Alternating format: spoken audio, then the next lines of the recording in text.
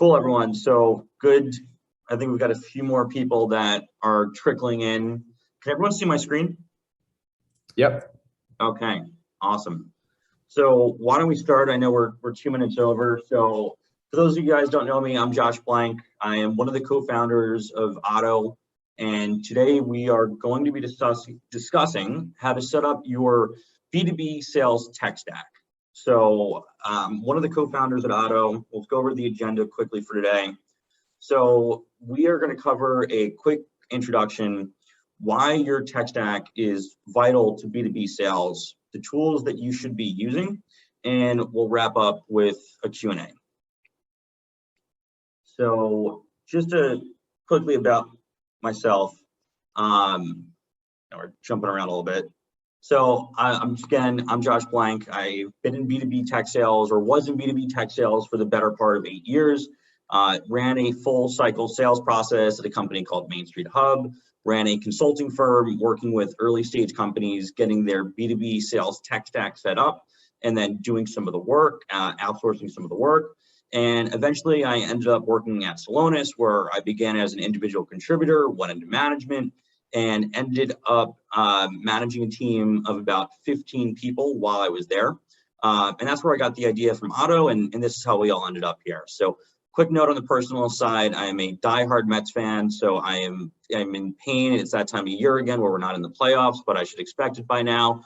And outside of that, I like to go skiing, play tennis, play basketball, and play soccer, and try new restaurants. So a little bit on the fun fact side. But real quick, just so we're covering off on this, what is Otto? So Otto is a web application that we've built, and it makes it easier for B2B companies to generate pipeline by pulling data from the web and using it to personalize, write, and optimize cold outreach at scale using artificial intelligence and machine learning. So what we're able to do with Otto is pull information on the people that you want to reach out to from all these different places on the web. So for example, if you wanted to reach out to someone and comment on the fact that they had written an article about a topic that was relevant to you, Otto will automatically find that information, it'll pull it into your email, and then we'll use the data on what's effective across all of our customer base to figure out what is the optimal cold email or the optimal outreach that you could send to someone. So just jumping into level set over here, what do we want to really hope to accomplish from Outbound? And the number one thing is setting up and developing this scalable, repeatable sales process and processes. So really what we want to get to is to the point of knowing that if we do X activity, we will get Y result. If my organization is sending 100 different emails, we're sending 100 cold emails out to people, how many people will we expect to respond to those things? And building in the scalability and the repeatability over time, so you're confident in the results that you're generating. And to be able to do that, you need to be able to set up and you need to be able to leverage these new technologies to make it scalable and repeatable. Because a lot of the things that you're going to end up doing are going to be scalable and repeatable for one person, but you need to scale it across the team. We want to accelerate pipeline and revenue generation. Most people here, I would assume, are building a business or looking to generate more revenue or finding more efficient ways to do that. So at the end of the day, that's really what it's all about. How do we make more money for the company? If you're in sales, how do you make more company overall? And this is also going to make it really easy to test your outbound messaging. So once you have these systems that are set up and you're automating a lot of these different pieces, you're going to be able to test things more efficiently. So A/B testing new messaging, figuring out what is the most effective elevator pitch, what is the most effective value prop for our company, and test around and play with those things. And that's something that Otto can help with. But let's talk for a second about why the outbound tech stack is important. So you're busy and you need to save time. You don't have the time, whether you're a founder or you're a sales rep or you work in sales operations, you're not going to sit there sending 100 personalized emails because there's a million other things that you could be doing. Acquiring your first customer is difficult. And the same thing goes true for your first customer, your 50th customer, your 100th customer. These aren't easy things to do. You have to think about an entire sales process from getting the meeting to closing the deal and everything in between. And we know that actually getting these meetings is very important. And this is going to give you a lift in being able to do that. This is really the building block of revenue generation. So if we build out this scalable and repeatable machine, and we scale out these operations, and we know that we are going to get Y result from the efforts that we're putting in, whether it be calls or emails, then we can really start to build this machine that's going to be able to push leads and push pipeline further down into the sales process. And you have massive opportunity to accelerate your company's growth if you do it correctly. So let's jump in quickly. And I'll start with a little story, and this is one of the things that we run into way too often with Otto. One of the big issues that people have today, and this is a trend that we're seeing, and it's very important to stay on top of this in the market, is that spam filters are more difficult to manage than ever, and less emails are getting through than we've ever seen before.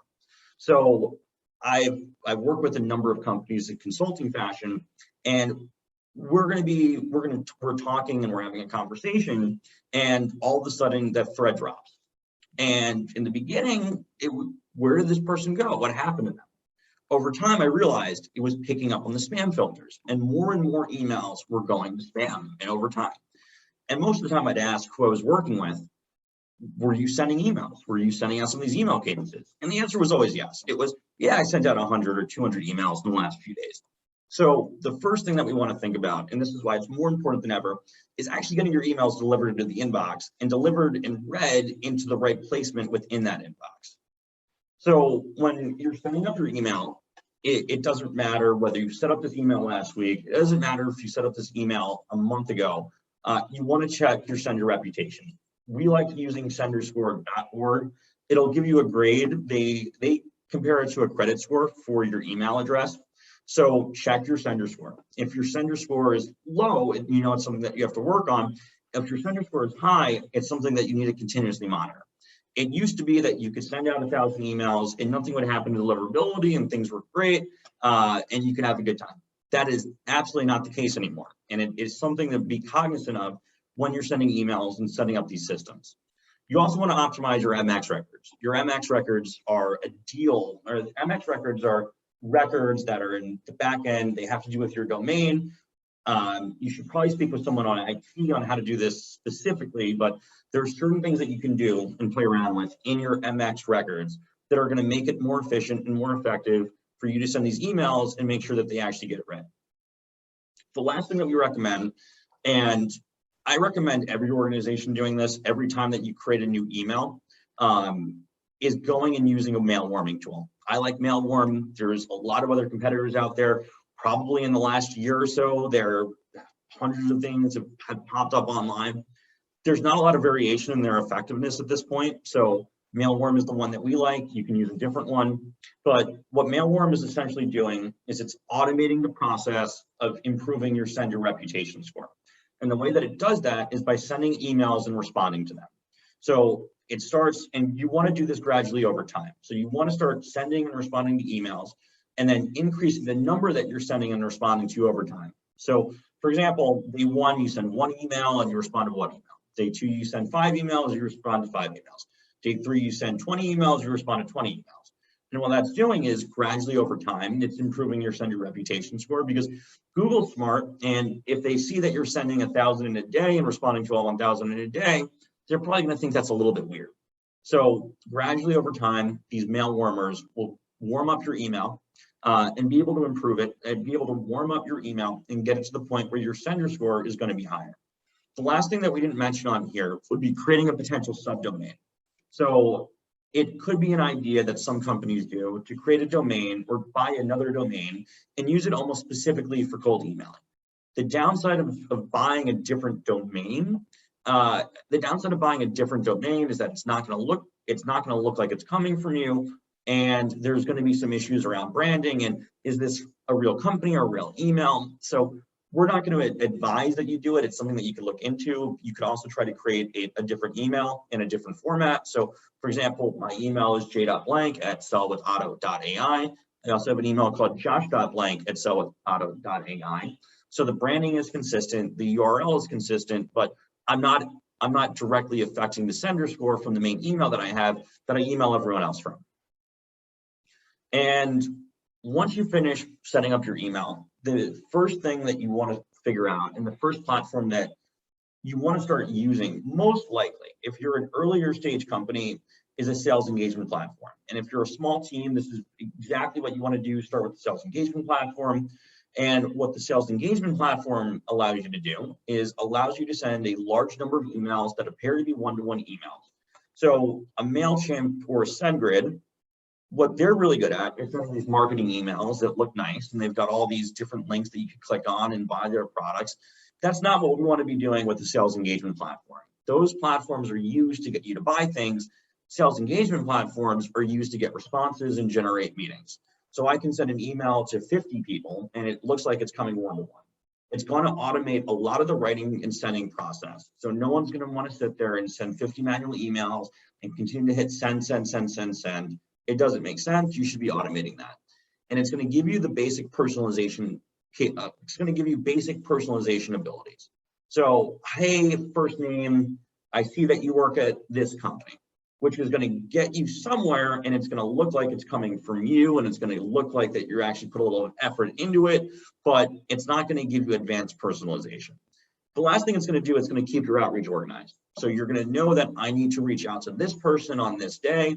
And really what you're doing is you're moving people through a cadence. And a cadence is saying that day 1 is a call, day 2 is an email, day 3 is a call, day 4 is an email, and so on and so forth. Now, when it comes to actually choosing your sales engagement platform, there's one key distinction that we're going to make, and that's going to determine which platform that you want to use. It's, do you want to make calls, or is your organization making cold calls, or is your organization not making cold calls? And the reason it's so important is that if you are making calls, you're going to need a sales engagement platform that's native and that's going to give you a number, and it's going to give you a phone number.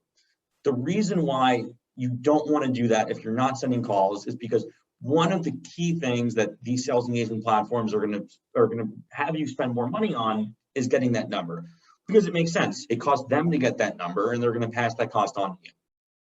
So if you are making calls, the two main players in that space right now, SalesLoft and Outreach, both are going to get the job done. I was a SalesLoft user for a long time. I've been an Outreach user. Before that, I think both platforms are very comparable at this point in terms of their key functionality. So that's a platform that you're probably going to want to figure out. Then the next thing to think about is, if you aren't sending emails, what platform do you want to use? Personally, right now, we're using Apollo. I really like Apollo because it's a really good price point. They've got a few different tiers, but most importantly for us is that not only can we send cadences, we can also get data from that platform. So instead of having to buy a separate data platform and going out there, a ZoomInfo, and we're going to get into the data platforms in a little bit. So we're going to get into those platforms in a little bit, but instead of having to go from one platform and integrating it, everything is in Apollo. And it might not be the most intuitive design from a sales engagement perspective, and it might not have the most up-to-date data, but it's good enough for both of those things to be highly effective from an early stage. Now, the next thing that we want to set up is the CRM. And the reason that I say for most earlier stage companies that you want to go, your CRM needs to go hand in hand with your sales engagement platform. Those two things are going to integrate with each other. And it's important to really have both of them as you guys begin to scale. If you are at an earlier stage, you're going to want to, if you are at an earlier stage and there's only 1 or 2 people doing sales in your organization, you could get away with using your sales engagement platform as a CRM for a little bit, but it's good to know which direction that you're going to want to go in from a CRM perspective. So what does a CRM really do, and what is it good at? So what the CRM is in 2021 is an operational layer. You're probably not going to be doing a lot of activities or a lot of volume activities out of Salesforce. There's other platforms for that. What it is really good at is helping you track your key metrics so you can make data-driven decisions. Within Salesforce, you're able to create all these rich dashboards, and they're going to show you different things. They're going to show you how many emails does it take for you to get a meeting? How many calls does it take for you to get a meeting? Is there a certain persona group that you're being most effective with? That's really what the CRM is good at. And it's going to act as the single source of truth for all your sales activities. Every single activity that you're going to do throughout an organization is being tracked in Salesforce. And you can imagine as the CRM and as you add salespeople to your team, as you begin to grow, how complicated and advanced these things are going to become, but also how important they are, because you are going to be searching for those things. And those are things that are going to be important. You're going to need to track when is the last time that you had a conversation with this prospect? Have you ever had a sales cycle going with the company that you're reaching out to? That's all going to sit within your CRM, and it's going to be used by the teams, and it's going to be used by management to figure out where should we be going. It's also used by management to coach reps. So I'm able to see within Salesforce, do we need to make more calls? Is there a specific area that one of the reps on my team, or maybe even myself, is struggling with? Those are all things that you can do within Salesforce and the other CRMs. So Salesforce is so synonymous with the CRM. It's sometimes tough to distinguish between the two. They've had the stock ticker CRM for 17 years now, which is a great bit of branding for them. But there are other players in this universe. HubSpot and Pipedrive probably being the two other biggest ones, both get the job done. And the reason that all these platforms, and essentially why they're good, is they're all able to track data, and they're all able to give you an idea of how you're tracking in different ways that you can improve. So now that we've figured out the CRM, we're going to touch on this quickly, is finding your data provider. If you're at an early stage, Hunter is a good one. It's going to give you emails. Apollo is going to give you emails, and it's going to give you some phone numbers. Datanyze is going to give you numbers. So choosing any of these platforms, the big difference is going to be the big difference in pricing is, are you getting numbers? So someone's potential cell phone number or someone's business line. That's the big distinction. So if you aren't making calls, it's probably best to stick with a lower cost solution like Hunter.io or a Datanyze or an Apollo. The major player, the big winner in this space right now is ZoomInfo. ZoomInfo is known really for two things. Number one, it's being known for having really good data, and that's important. It is also known for being very expensive. So that's the trade-off that you want to make. If you're just setting up your sales systems and just setting up your sales processes, I'd probably look at Hunter, I'd probably look at Datanyze, I'd probably look at Apollo. You could take a look at Seamless AI as another one. There's a lot of these platforms out there, and the variability in their effectiveness is not very high. So sometimes it comes down to just feeling things out. Seamless.ai is probably, if you need cell phone numbers, it's probably significantly less expensive than ZoomInfo, so probably good to take a look at that as well. And then the last thing that you're going to need to complete this entire sales tech stack and connect everything and make sure things are working well together are your research tools. So your research tools, the number one being right now is LinkedIn Sales Navigator. LinkedIn Sales Navigator is used to find the people that you're targeting.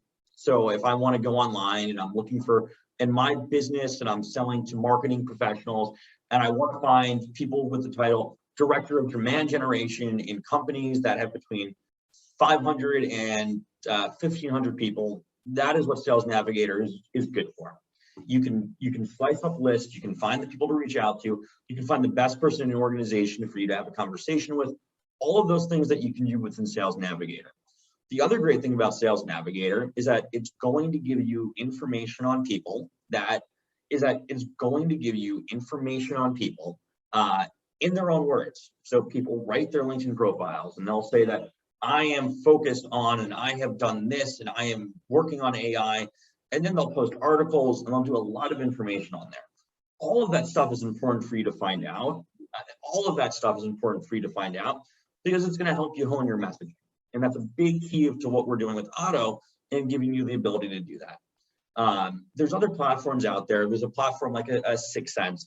And 6sense is really good because it's going to give you up-to-date information about scoops that are going on within an account. And the way that they get them is a little bit murky, but essentially it's saying that giving you information, for example, that Walmart is struggling with attrition within their corporate office. And if I was selling HR technology that focused on attrition or was focused on hiring, I'd really want to know that. And I'd use that and I'd say, well, I really want to reach out to these guys right now. I mean, if it's Walmart, you're probably going to want to reach out to them elsewhere, but this is going to help you improve your messaging. Now, there are a few other platforms that I would recommend when doing some research, mostly at the account level and less at the person level. So a platform like craft.co is really good at giving you company level information, who are their competitors, a high level snapshot of their finances, and the same is true for Eller. So in addition to Navigator, where you can find the people that you want to reach out to and about them, you can also find the companies using those platforms like Craft & Co. And then 6 Sense is going to fill it in with what is the inside information on what's going on with the account. So that is wrapping up this portion of our webinar today. I do want to let everyone know that we have 2 more webinars coming up in the next 2 weeks. We're going to be discussing a topic very near and dear to all of us: how to write cold emails to get results. A lot of times we hear that people, I talk to reps and I talk to people that are just starting their outbound sales process, and they talk about having the challenge of sending 100, 200 emails and not getting any responses. And what we want to do in this webinar in how to write cold emails and get results is discuss what are the best practices to actually get your emails read and responded to. And then 2 weeks after that, we are going to be doing how to run an effective sales call 101, where we're going to discuss how to structure the call. We're going to dig deep on discovery and asking effective questions to uncover pain, presenting your solution to the prospect without feature dumping, and the best practices for follow-up. So that concludes this portion of the webinar. If you have any questions, feel free to let me know. Josh, this is great stuff. I appreciate it. Hey, anything that you've seen, like some of the stuff that I wasn't aware of, like checking your sender score, and just maybe things that came to my mind was maybe there's technology or something that's just blocking our emails or reading our emails and kind of sending us bad information in analytics. Specifically, I'm referring to what we see in like Yesware. Anything that you've seen that would, I think COVID has been quite an adjustment for everybody, and everybody's now working from home, and just prospecting in general, now that people are out of the office, has become more difficult. So just trying to think of maybe new technologies that have emerged that have kind of made it more difficult for us to reach prospects, and if there's any light you could share or shed on that front. If not, I know it's a kind of an off basis question, but that's just kind of where my mind went when you were bringing up the sender information scores and things like that. Yeah, good question, Sean. So one of the biggest things, it's people that are playing around on their end with their email settings and what can get through. And we've seen it in some industries such as A&D, where they were already really tight in terms of what they let through. There are certain best practices that it used to be, well, this is a nice to have and us doing it, but don't send over links in your email, because Google's going to read it and they hate links. They think it's phishing. So especially if it's a touch one email that you're sending to someone, just don't send over links, and don't even send over attachments either. And it stinks at this point, because that was a good way to get people on the phone, and that was actually a good thing to send over. But it's important to be cognizant of that. And then there's certain words or phrases that are seen as clickbaity by Google. I don't have an exact list of what they are, but we're actually building that into Otto, where we can pick up on those things and optimize it. But I'd say the biggest thing is that you have a lot of these CISOs, these chief information security officers, and they have done a lot of work on tightening what actually gets through. And that's why it's so important to just be following best practices and make sure you don't send links, Okay. which is the biggest thing. Yeah, interesting, because I have a link in every one of my cold emails right now. So that's good to know. I see it, Sean. You are with the 99% of people that are doing it right now. So Yeah. Like once you hear that, it's just, I'm done with that. And it's something, I think attachments are a little bit better, but you want to wait till you're a little bit longer on the little further in the cycle on that. Yeah. Well, I mean, look, it's a good, if 90% of people are doing it, that means 90% of cold emails are not making it through. So if I could be part of that 10% makes it through, it's got a good chance of being read and replied to. So there's a blessing in all this as well. We're all just looking for that edge. Absolutely. Yep. That's why we're here. Exactly. All right. Anyone else? And yes, this was recorded, so we will be sending out the recording to anyone that wants it.